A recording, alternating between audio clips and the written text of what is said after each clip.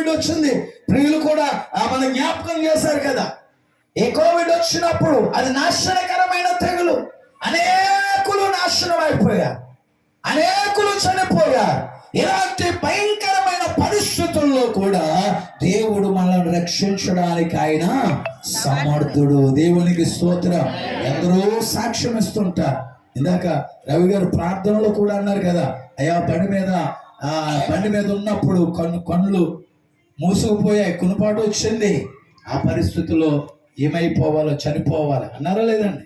ఆయన అన్నారట రంగారావు, చనిపోవలసిన పరిస్థితి, మరణపు అంచులలో నుండి కూడా లేపడానికి దేవుడు సమర్థుడు. దేవునికి స్తోత్రం.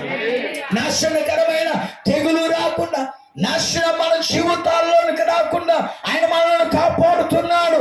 ఎలా కాపాడుతున్నాడు అంటే, ఇక లేఖన భాగాల్లో మనం చూస్తాం. 121వ కీర్తనలో ఇశ్రాయేలును కాపాడువాడు నిద్రపోడు. దేవునికి స్తోత్రం. ఆయన అంత శ్రద్ధ కలిగి ఉన్నాడని, మన ఎడల ఆయన అంత బాధ్యత కలిగి ఉన్నాడండి, మన ఎడల ఆయన అంత ప్రేమ కలిగి ఉన్నాడు. ఎంత ప్రేమ కలిగి, బాధ్యత కలిగి, శ్రద్ధ కలిగి మనల్ని కాపాడుచు ఉన్న, రక్షించుచు ఉన్న దేవుని ఎడల మనం తప్పక కృతజ్ఞత కలిగి జీవించాలి. దేవునికి స్తోత్రం. కృతజ్ఞత కలిగి జీవించాలి.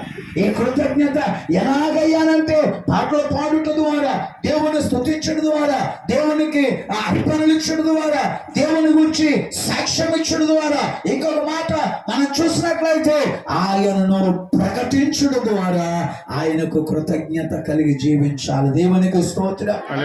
రాత్రి వినదే పని చేస్తున్నారు ప్రియ కుటుంబం.